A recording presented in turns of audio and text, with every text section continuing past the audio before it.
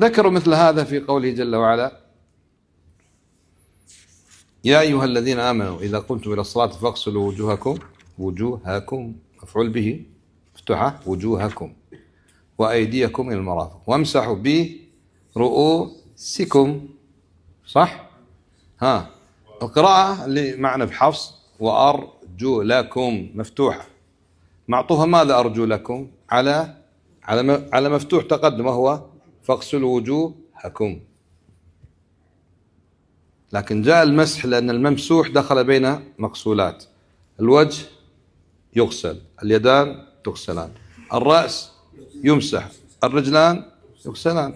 فقراءة الفتح فاغسلوا وجوهكم وأيديكم إلى المرافق وامسحوا برؤوسكم وأرجلكم.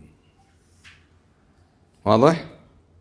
لكن في قراءة ثابتة وأرجلكم، فهل تدل هذا على مشروعية مسح الرجلين؟ به قال ايش أهل البدع يمسحون الرجلين لقراءة الكسر، ما يغسل الرجلين الصلاة. أهل السنة يعني خرجوا هذه القراءة على معاني. بعضهم قال ايش؟ قوله جل وعلا فامسحوا برؤوسكم وأرجلكم إذا كانت مكشوفة، أرجلكم تغسل، وقراءة أرجلكم إذا كانت مستورة بخفين ورحمها تمسح. لأن ما الفرض في القدم في الرجلين؟ إما الغسل وإما المسح. فقراءة الغسل أرجلكم، قراءة المسح أرجلكم إذا كانت إيش قد لبس الخفين على طهارة فإنه يمسح عليهما. واضح؟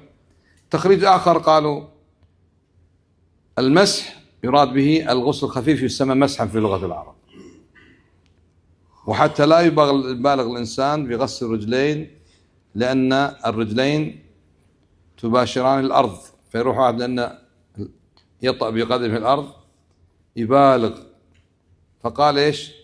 تمسح بمعنى تغسل غسلا خفيفا، يسمى في لغة العرب مسحا لأنه غسل خفيف. وبعضهم وجه القراءة على أن أصلا هنا الجر لا لأنه مجرور أرجلكم، وإنما لأنه جاور مجرورا فأخذ حركته، مثل جحر ضب خرب. فهنا الشيخ يقول أو ابن المنير كما نقل عنه أن قراءة الجر ذو العرش المجيد، أيضا المجيد هنا صفة إيش؟ لذو لله عز وجل، وإن كان مجرورا لا أنه مجرور لأنه صفة العرش، وإنما جر بالمجاورة.